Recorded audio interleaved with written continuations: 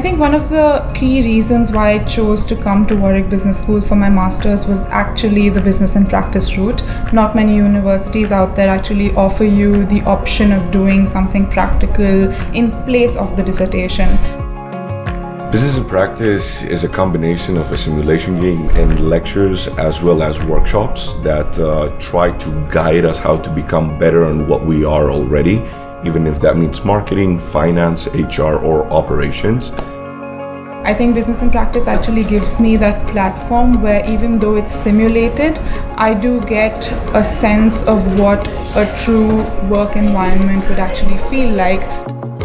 What we essentially do is actually take part as a board of directors using what we've learned throughout our course and just put that into the practical aspect and hopefully come out with profits. I think I really enjoyed this module because it really brought me closer to my team, and it taught me a lot about teamwork in terms of understanding each other's weaknesses, understanding each other's strengths. You really learn something from a practical point of view instead of a theoretical point of view. So I really think that this is a module that's really going to help you in terms of consulting, in terms of any sort of job or industry later on where you have to sell an idea to somebody or you have to put your opinion out there.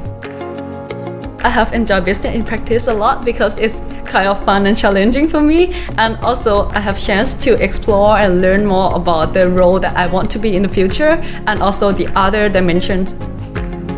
It's helped me see how the business world interacts with young entrepreneurs and people that have high hopes in tomorrow's world.